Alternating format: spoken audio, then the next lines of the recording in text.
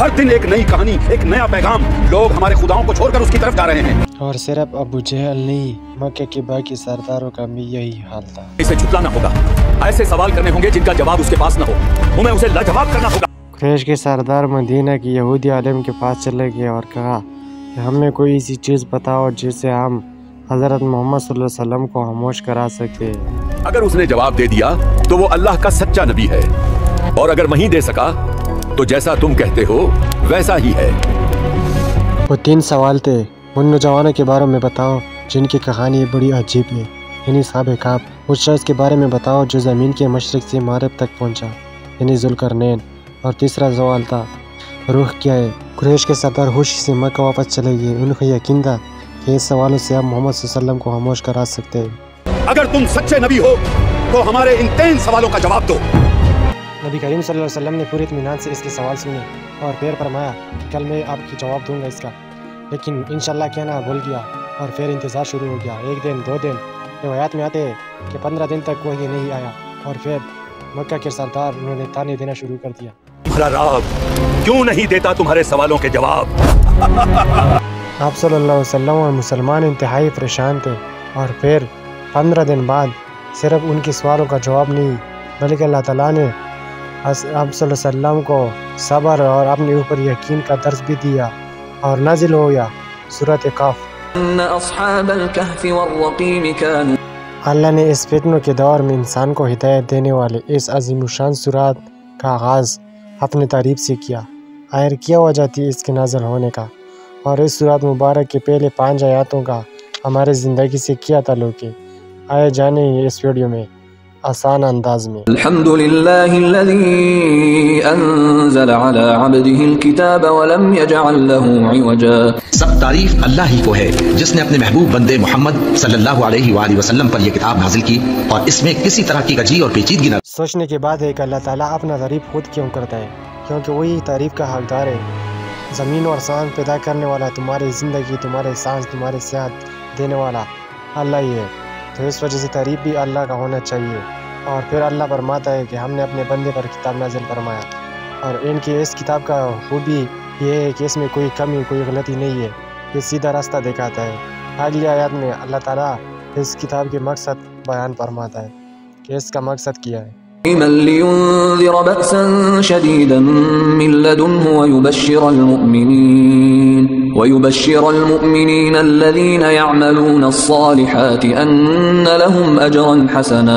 बल्कि सीधी और सलीस उतारी ताकि लोगों को अज़ाब सख्त से जो उसकी तरफ से आने वाला है डराए, और मोमिनों को जो नेक अमल करते हैं खुशखबरी सुनाए कि उनके लिए उनके कामों का नेक बदला यानी बहिश्त है। ये किताब न खुद सीधे बल्कि दूसरों को भी सीधा करते हैं। इसके 2 काम हैं। नंबर 1, अल्लाह ताला के अज़ाब से डराना।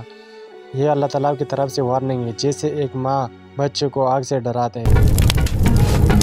बेटा, आग के पास नहीं जाना, इससे दूर रहना। इसलिए नहीं कि माँ बच्चे से नफरत करते है, बल्कि ये अपने बच्चे से मोहब्बत करते है।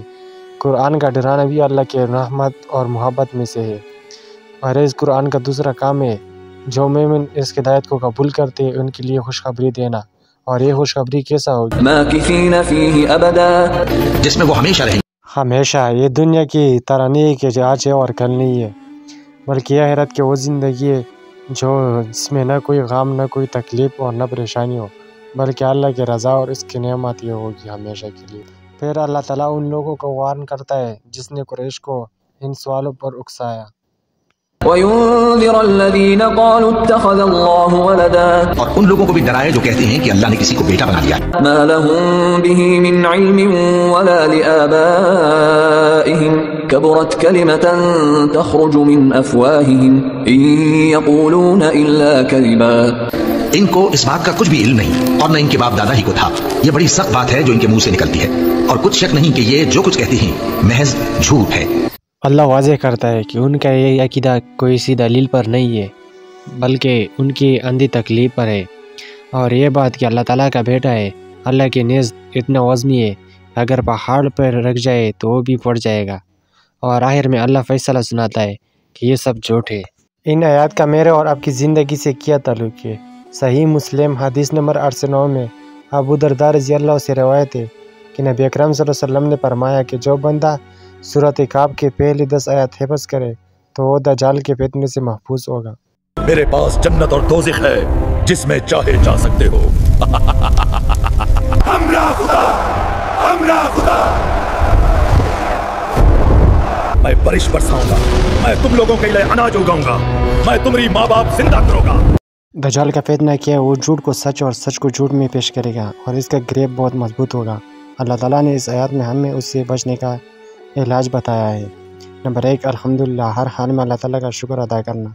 نمبر 2، اپنے آپ کو اللہ تعالیٰ کا بندہ سمجھ کر اور اس کتاب کو مضبوطی سے تھام لو۔ تیسرا، یقین رکھو کہ اس کتاب میں کوئی کمی نہیں۔ جب ہر طرف غلط نظریات کا حملہ ہو تم پر تو آپ اس کتاب پر جمے رہیں۔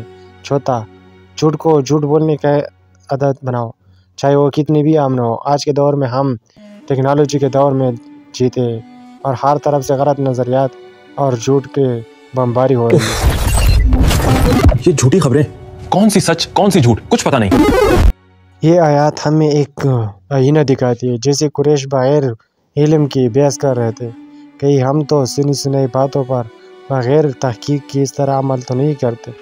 ہمیں اپنی زندگی پر غور کرنا چاہیے۔ اللہ تعالیٰ نے ہمیں رزق دیا ہے، صحت دیا اور بھی بڑی نعمت دی ہے۔ ابھی ہمیں چاہیے کہ اس دن کو آگے پھیلانے میں اپنا حصہ ڈالیں۔ یہ قرآن صرف پڑھنے کے لیے نہیں بلکہ اس کو سمجھنے اور اس پر عمل کرنے کے لیے نازل ہوا ہے۔ ہمارا مشن یہی ہے کہ ہم اس کو آگے پھیلائیں۔ آپ کو اگر ہماری مشن اچھی لگی تو کمنٹ کریں اور چینل کو ضرور سبسکرائب کریں۔ شکریہ۔